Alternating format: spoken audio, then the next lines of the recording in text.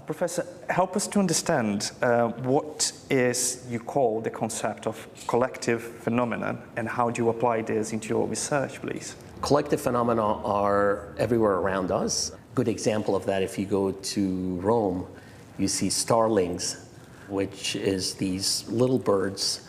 They move as a group and they create these very sophisticated motions. And even though this collective is comprised of many smaller individuals, these individuals, they coordinate in a local way with each other, but somehow this local coordination of these individuals together creates a collective motion as if it's one organism. On the social side, when you get to people, collective phenomena are everywhere around us. We collectively act, whether it's an election, everyone goes to vote, whether you're participating in a social network, some video suddenly going viral. I share it with you, you share it with someone else. Oftentimes nothing happens, that dies after 2-3 steps.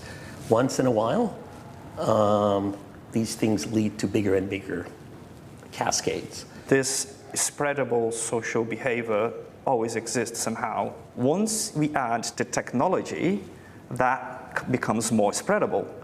Does that help us to understand why we have now the perception or the sensation that people are a little bit more extremist? We would like opinions that reinforce our own views.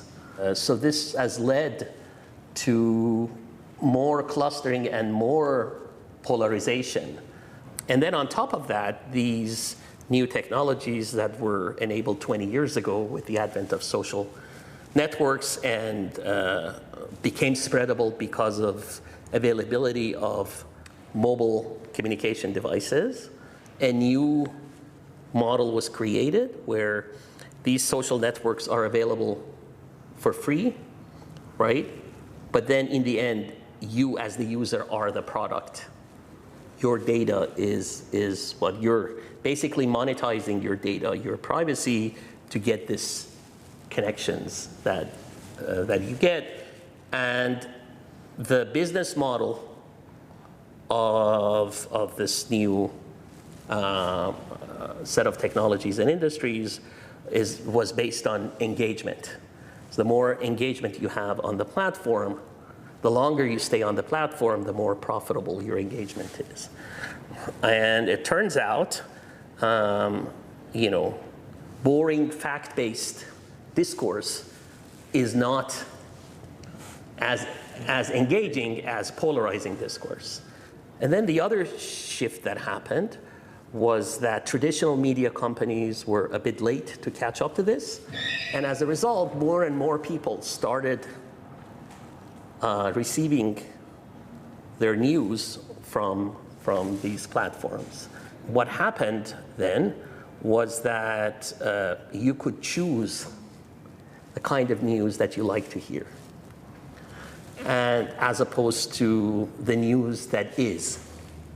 That led to basically what, at least in the US, was colloquially called alternative facts. Professor Marcelo Lins has sent you a question. Sure. Well, thank you very much for talking to us at GloboNews Internacional.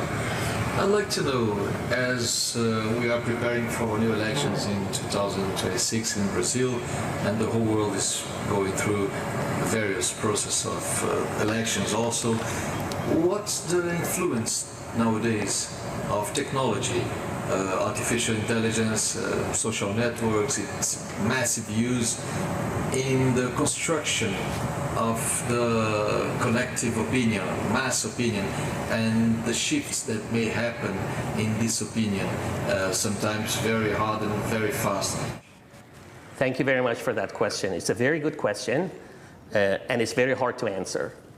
We think, based on past experiences, what has happened in the 2014 election and the prior elections, this indeed does have an impact, but figuring out whether the impact is large enough to make a difference is very hard to know.